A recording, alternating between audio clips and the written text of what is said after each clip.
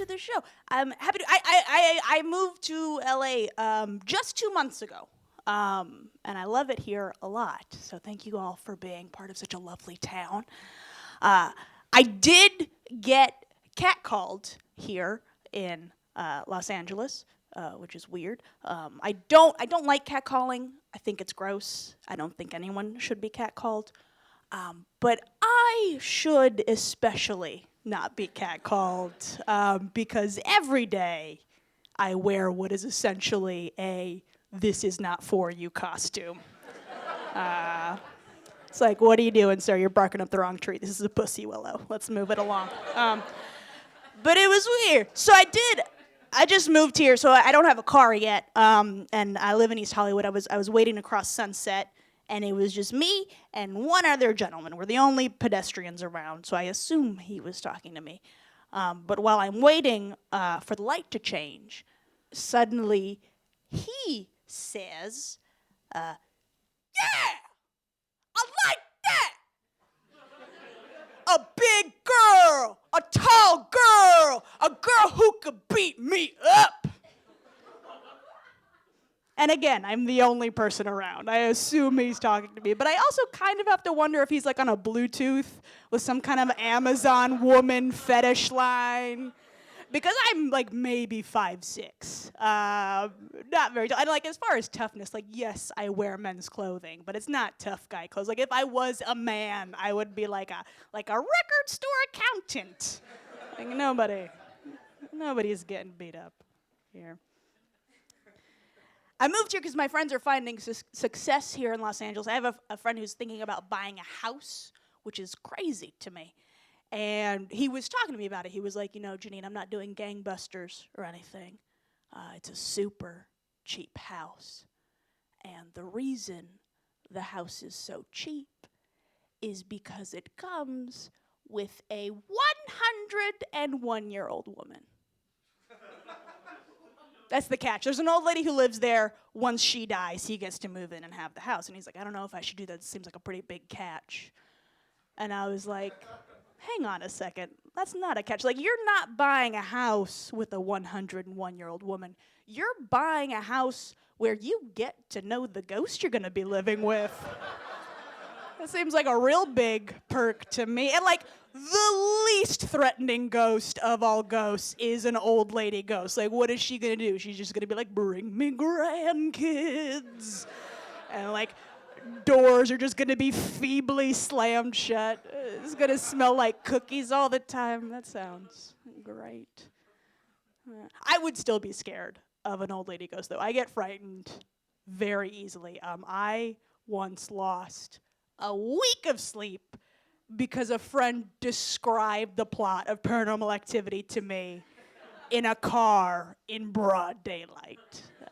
That's what I realized when that happened that I could never have children.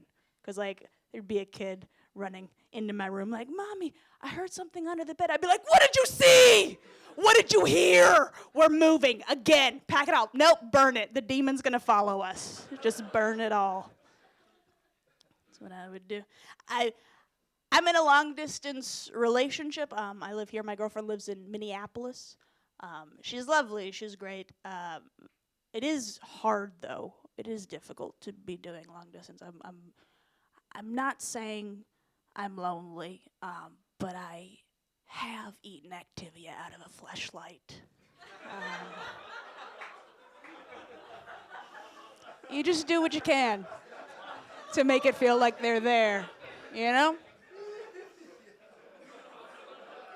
It's so gross. I love that joke. That's not what her vagina is like, at all. If I picked a flavor, it would be peach, though. And a lot of my friends are, like, trying to help out. They're trying to, like, give me advice on how to deal with, like, the in-between time when I don't get to see her. And a lot of my friends suggest pornography, which doesn't work for me. I'm not a huge pornography fan, not because I have any hang-ups, but just because it's hard for me to find something that gets me going. You know, like I can't watch straight porn because penises are stupid. Gentlemen, what you have is a mistake. It's ridiculous. It looks like a walrus mouth with a gonzo nose, flaccid, and then erect. It just looks like that, but angry. Like, what do you have? I can't take that seriously. Get out of here. And I can't watch lesbian porn made by straight people because I know too much. The whole time I'm watching it, I'm like, that's not gonna do anything for her. And what are these long nails? Those are pussy shredders. This is a Saw movie.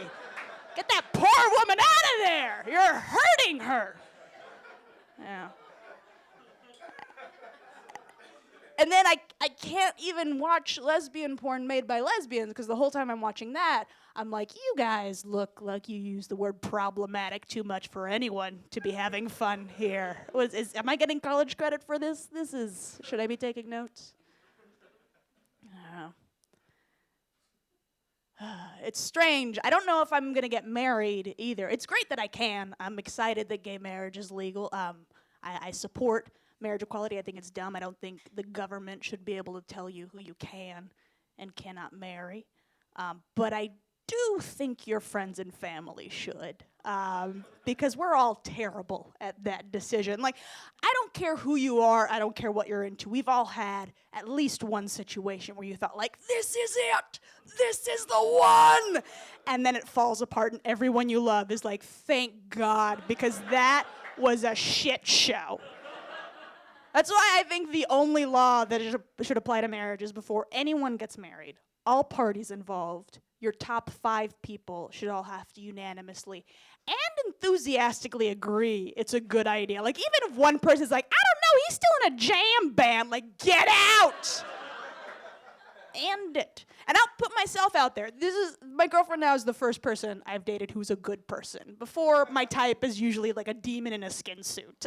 Just bad people. Like, it's weird. Like, the more I date, the more I realize I'm not attracted to women that remind me of my mother. Instead, I am attracted to the women that my father dated after he left my mother, which is real messed up, especially when you consider the fact that my dad left my mom for a former stripper from Pensacola named Lilac.